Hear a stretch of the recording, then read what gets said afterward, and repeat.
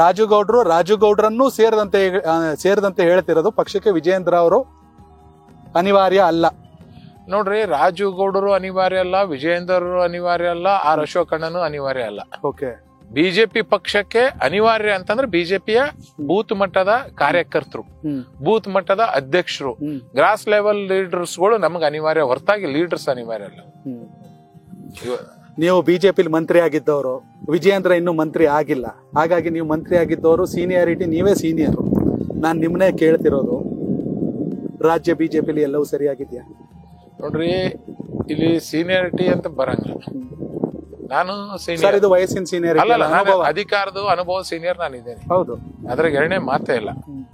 ಇವತ್ತು ನಾನ್ ನಾಯಕನಾಗ್ಬೇಕಂತಂದ್ರೆ ನನ್ನ ಹೆಸರ ಮೇಲೆ ಒಂದು 25-30 ಸೀಟು ಗೆಲ್ಬೇಕು ಸ್ವಯಂ, ನನ್ನ ಹೆಸರ ಮೇಲೆ, ನನ್ನ ನಂಬಿ.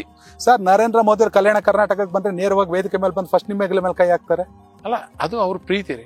ಆ ಒಂದು ಸಣ್ಣ ಗ್ರಾಮದಲ್ಲಿ, ಕೊಡೇಕಲ್ ಎಂಬ ಗ್ರಾಮದಲ್ಲಿ ಅಷ್ಟು ಅದ್ಭುತವಾಗಿ ಫಂಕ್ಷನ್ ಮಾಡಿದ್ವಿ ಅಂತೇಳಿ, ಅದು ಮೋದಿ ಸಾಹೇಬ್ರು ನಮ್ಗೆ ಅವಾಗ ಸಂತೋಷಿ ಅವರು ನಮ್ಗೆ ಕೊಟ್ಟಿದ್ದ ಟೈಮ್ 8 ದಿನ. ಹೌದು, ಆ 8 ದಿನ ಅಷ್ಟು ಅದ್ಭುತವಾಗಿ ಮಾಡಿದಂತ ಅವ್ರು ಬಹಳ ಜರ್ಮನ್ ಟೆಂಟು ಬಂತು, ಜಪಾನ್ ಟೆಂಟು ಬಂತು, ವಾವ್ ಫ್ಯಾಕ್ಟರ್ ಅದು ಖುಷಿಯಾಗಿ ಅವ್ರು ನಮ್ಗೆ ಅಷ್ಟು ಖುಷಿ ಪಟ್ರು.